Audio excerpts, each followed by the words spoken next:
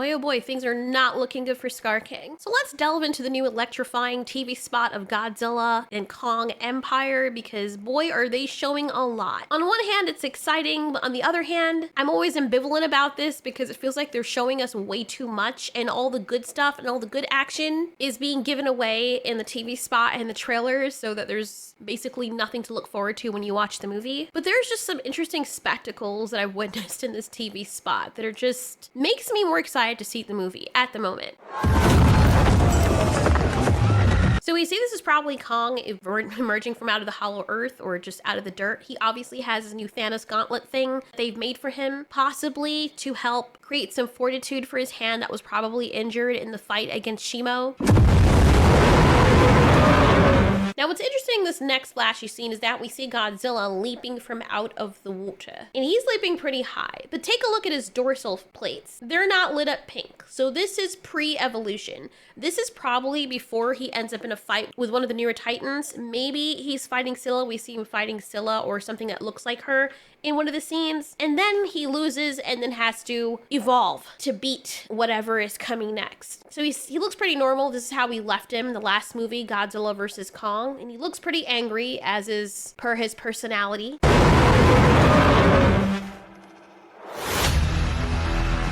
Did you see that? I know this seems like such a trivial thing, but this is obviously a play on the glowing eyes of the kaiju. Not only that, but we know that Godzilla, during his power-up stage, now dons a pink hue with his dorsal plates, but also with his eyes. He no longer glows blue. This is probably his extra power-up condition, or that's just how he looks now, or at least for this movie. And then we have the blue glowing eye, which can be indicative of Shimo, but can also be indicative of Godzilla before he powers up. So it's like two sides of him. He has like an alter ego, and it's showing both sides. It could also be referring to them versing each other. We know the ultimate fight is going to be between Godzilla and Shimo.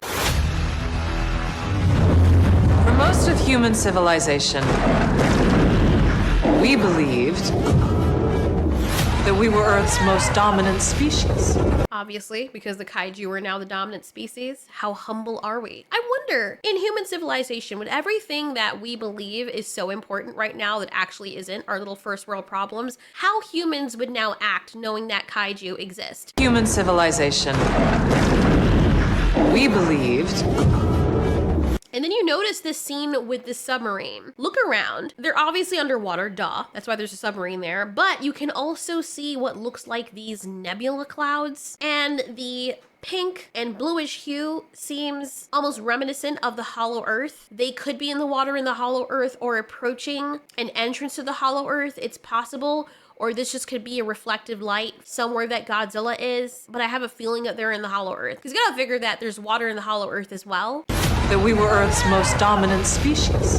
Don't know what Godzilla's doing here, but he's still donning his signature blue hue. And he seems to be either opening up a doorway or blasting through some kind of barrier where he probably believes something is. And you see that he's beside the submarines. So they're either helping him or just following him. And they're like, maybe, you know, Godzilla found something, want to see what it is, and they're waiting to see what comes out. It could be another kaiju that he's fighting, and they're just documenting all of this. They probably don't have any fear because Godzilla at the moment is quite preoccupied with whatever he deems a threat.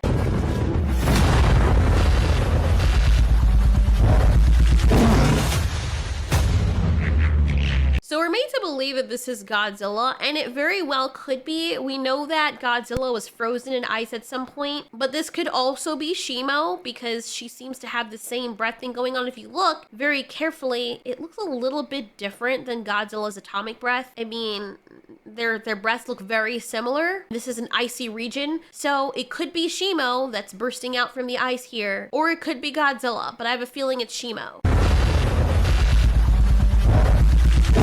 And of course, Kong sees something that's much larger than him standing over him. I don't think it's Godzilla unless Godzilla has some wicked case of platform heels on, or if he's suddenly floating in the water, or if it's something else much larger, which Shima would be if she stood at her full height.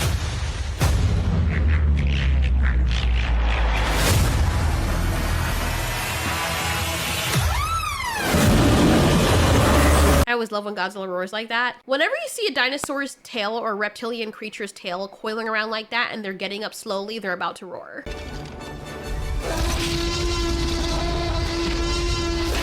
What else were we wrong about?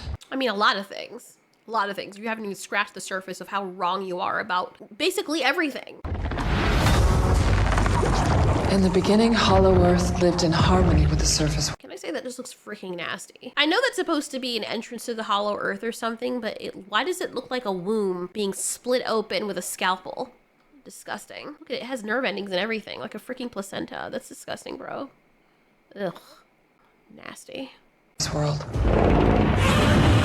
The Titans were the guardians. See, that looks like Scylla, but the thing is orange. It could be another one of Scylla's friends, like her cousin or something. Maybe one of her freaking sisters that Godzilla dated and then ghosted and she's freaking mad. Who knows? Unless Scylla can change colors, because everything we've seen of Scylla, she's like blue, greenish, whitish. Could just be the depiction of her, but I don't know. Then again, Titaness Scylla doesn't just mean there's one of the species. After all, there's many species of Kong, and he's a Kong species, so we have to also consider that there might be multiple members of the kaiju species. And the great apes became the protectors of humanity. But a great evil It's the way the other apes are like scared and Kong is just standing up there like, what are y'all bowing at? Like, what are you doing? You guys good? He's looking at them like they're crazy. He's so confused. And I'm pretty sure this is him because we can see the claw marks where Godzilla like scratched his nipples off in the last movie. But a great evil threatened the peace.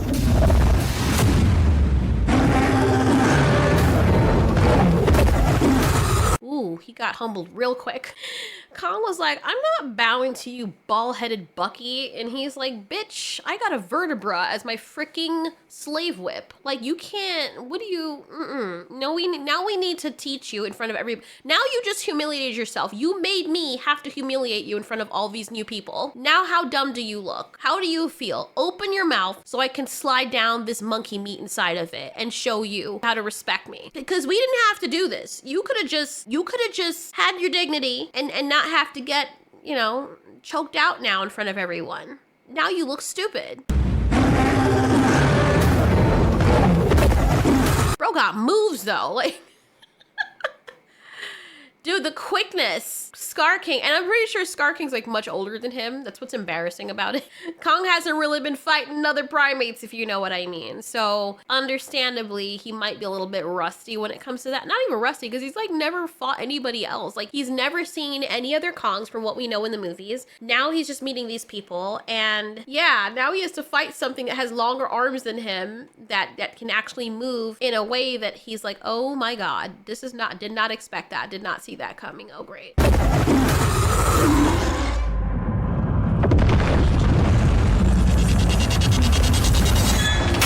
Oh my God. Okay, so we can see, I don't know what happened to Skar King during this time. We don't even know if it's set within the same scene, but it's clear that this is Skar King's pet. People were speculating that, but I think it makes it more obvious when you see the rock move and there's something attached to it. And then Kong is like, oh my God, like whatever he's looking at is really terrifying to him. Something he did not expect to lay his eyes on at any point in his existence. And then you see this thing and you realize just how large this animal is. Because remember, I don't know, most people know this because human beings, we have depth perception. This thing is standing away from him, quite a few yards away, and it's still towering over him. It's still looking down at him. Like just bear that in mind for a second. We know that Godzilla and Kong are relatively close in size, but this thing is, it's over yonder. It's you know, it's over yonder. Kong is over yonder. And it is still looking down at him like a mouse stuck between a grain of macaroni. That's terrifying. I don't think Kong ever expected to see something this big. And mind you, it's on all fours. So what is also important about this scene is those vertebra whip things that we've seen Skar King using, they're all wrapped around this creature. The Shimo is his dog. And we can see a big chain thing inside of the thing's neck or around a collar. So Skar King has the ability and the sensibility to know how to enslave animals. Ghidorah is just basically the same thing, but he just intimidates them. But Skar King straight up is like, no, I'm a primate. It's what we do. Slavery, am I right? And then he's like, this thing is super powerful, and if I have it, I can be super powerful. So now I tamed you just like primates do. Now you're mine, and now I can use you against others. I don't know how he's able to fully control this thing though, because it can blow stuff out of its mouth. Maybe he trained it from when it was little and doesn't know any better. And I have a feeling that Shimo's gonna end up joining forces with them or turning on Skar King, because Skar King is probably not that nice to it if he has it in chains. But it's just the mentality of the creature. Why would it not blow him to bits unless he also has a weapon or immunity to her breath or her ability?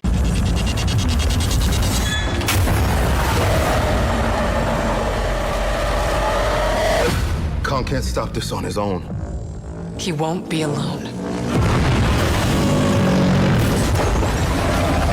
Oh god, so there's a whole bunch of wild stuff going on right now. He won't be on his own. None of the kaiju can ever help themselves for some reason. It's like, they need our help. Oh no, this kaiju needs this other kaiju's help. Godzilla can't do this on his own. He needs Kong's help. Like, bro, before humans were a thing, I don't think that these kaiju were going around being like, yo, buddy, come help me out. I think they were fine. I think what happened is Godzilla lost a few battles and he was like, all right, I'm gonna mind you. I'm coming back. Don't worry. Goes in and gets some rest, bulks up like those YouTube channels that you see that talk about stuff that are very painful, but then they inspire the people at the end by showing a bunch of muscle men.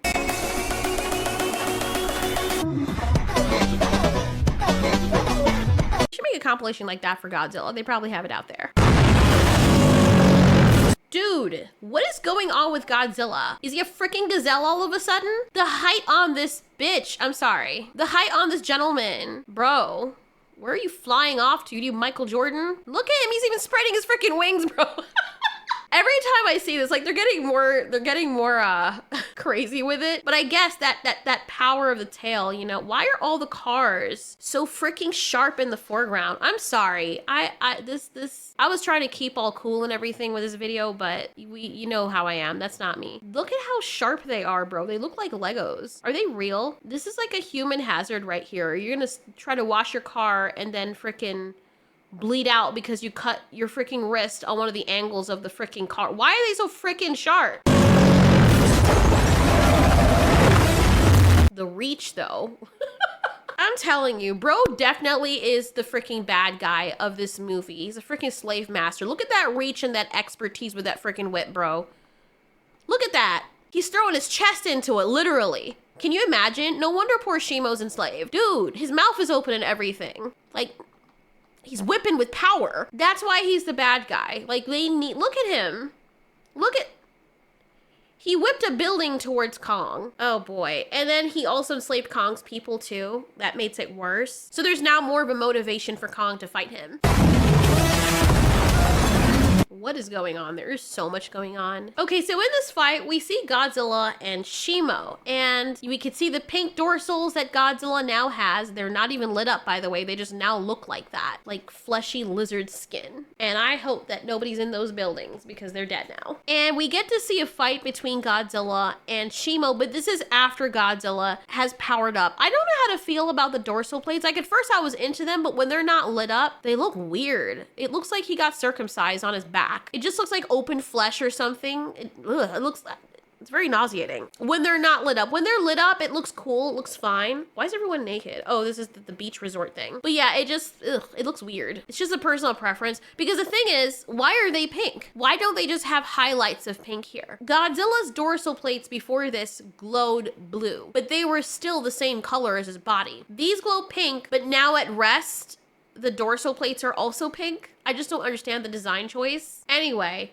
Shimo, who looks like a snapping turtle over there, looks like she's getting rocked by Godzilla. So clearly he's strong enough to at least hold his own with this creature that looks more sizable than him.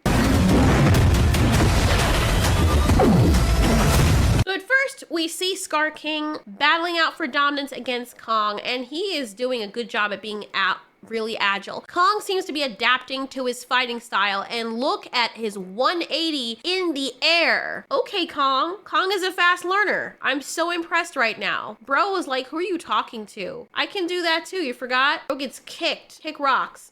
Then we see a scene of Godzilla glowing bright. See, when he's glowing, he looks completely fine here, albeit weird. Then we get another one of Skar King leaping into the air, and a huge output of energy happens between them. I'm not really sure what is the cause of this, but looking at it, it seems as though before Skar King, Kong is leaping towards him as well. Reminiscent of the scene from Godzilla vs. Kong when he was leaping towards Godzilla with the axe. And if you look, there's an aura that is being emitted from Kong as he is jumping. You can see it trailing behind him, and then it seems to charge up through the gauntlet that he has on his hand and explodes upon contact with Skar King, which sends both of them flying back. So does that mean that the gauntlet that he has some kind of power attached to it, or it amplifies whatever power Kong might have? We've already seen this clip of him protecting the baby, and then a tooth flies through. I thought that was a claw at first. Thank you guys for pointing out that it's a tooth. I can clearly see that now. Can't really blame me though. We have big giant crabs and spiders fighting these things, so it's completely understandable and warranted why I would believe it was a claw, not having seen it properly. And the two can be the same. Something can look like a tooth and a claw at the same time. If you chop off a crab claw, it can look like that. No one sees a freaking molar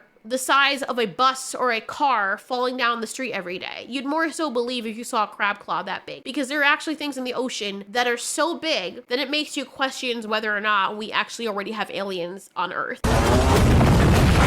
This part had me like, what the I'm sorry, but is it just me? Or is Godzilla gaining the ability to freaking fly? From this scene, I don't know what's happening. It looks like he got frozen. Either that or he's jumping out of the water. It looks like water behind him, or I don't know what's going on. Maybe he's floating. There's rocks all around him. Is this the hollow earth? I'm not really sure, but it looks as though in the spaces next to him, there are these random rocks floating. And the way that they look, it's either a trick of the eye and this is the water, but the water is eerily still behind him, or this is space or a hollow earth or some place where there's zero gravity, and he's frozen, probably as a result of Shimo. Then he breaks through, and yeah, like the rocks, yes, this is definitely in some kind of zero gravity area. You can see the rocks floating, how they're moving. He breaks out of the ice, or whatever stuff that is, and like this very determined spermatozoa, he just starts wriggling his way to whatever did this to him.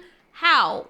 How are you able to propel yourself? Did you fart your way to your destination? I'm just trying to figure out how this works. This is a very interesting scene, and I can't wait to actually see it in the movie as it unfolds. But this was just wild to me, because when things are happening so fast, the first thing I thought was, he's jumping out of the water. But now, looking upon the scene in slow motion, it's not the case, but it just leaves even more questions. Like, what is even Godzilla right now? Why is he so thin? Is this a different creature? Look at him. I guess he decided to spec into agility and speed now. Like, he just respect his entire freaking skill tree. Look at him, bro. He used to be thicker than Kong, and now Kong is fatter than him. What is actually happening right now? I am so confused. The other creature is bigger than him, and he had to somehow become smaller and more ninja-like to fight it? Or was this because of the ape? I just have so many questions, but it's clear that he is much smaller and faster, or he's starving. I don't know what's going on. Oh my god. And then Kong jumps on him. He's about to ride him, isn't it? Why are you riding him though? He's so much smaller than you now. He's probably lost like 70,000 tons. I don't know. Dude looks like he's eating sand for breakfast and dinner. He's having a hard time. Why would you then ride him? Looks like Godzilla needs to be the one riding Kong, in my opinion. We need Godzilla and Kong. What in the world? I'm gonna love this movie. The physics are just crazy in this. Kong takes Skar King. Poor Skar King. Skar King is like, look at his face. It's like, god damn it, man. What's actually going on right now? I'm not feeling so good. Tosses him into Godzilla. Godzilla smacks him, breaking his back. Dude goes flying like he weighs absolutely nada. What is going on here? Am I watching a Wobblyworks video? Love Wobblyworks, by the way. It's freaking awesome, that genius. This is crazy. I love it. What's he doing here? Maybe you should go ask him. She's probably talking about another human being or something. But the way they edit the trailers, that's comedy in and of itself. What's he doing here? Kong's calling for help. I don't know. Maybe it's just me, but seeing monster movies like this, like superhero movies, especially in the States, it's always, this person needs your assistance. We need another person to help him. And in anime, in Japanese animations and shows, it's like, this guy's powering up so he don't need no help. Like, but the more that we progress with the kaiju movies, the more the kaiju supposedly get more powerful, but then always perpetually need help from other kaiju to help them. I just find that strange. Godzilla is on the move. Like, I'm sorry, you can write a story where both the kaiju decide to help each other, but you don't have to market the script as them helping each other, like needing each other's help. Sometimes the enemy of my enemy is my friend, and both just decide that it's an issue. Like, you don't necessarily need to say they're helping each other. Just say they're both angry. And they're putting a hurt on that ass. That's what you can say. Because then it kind of downplays the power of the kaiju. I know it doesn't on screen, but that's kind of what it feels like. So now you have people perpetuating that Godzilla needs help with his fights. Which, you know, Godzilla -1 didn't need help with his fights. Yeah, he lost to the humans in the end, but he was bucking his shots quite fine on his own. Granted, he was only fighting humans, but they had world-ending weaponry. And I'm pretty sure if they put -1 up against other kaiju, he'd be fine. From what? Something even they're afraid of.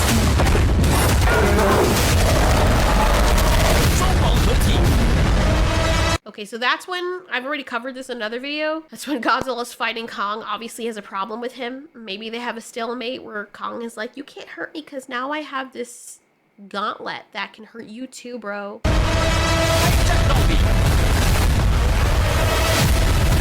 See? Kong rides Godzilla, or at least is about to do something. How? I know Godzilla is strong. I know he's strong. I admire his strength. Yes. But with a big ass ape running into you and then jumping onto you at the speed at which he's going, pulling onto your back. Look how much smaller Godzilla has become. You can see him. He looks like a fish with 2 legs. His legs, he is so thin now to the point where the legs are no longer in correct proportion to his body. Then you have this big ass ape who still weighs pretty much the same, grabbing onto you, and you didn't move whatsoever. Nothing. Interesting. Physics have left the chat.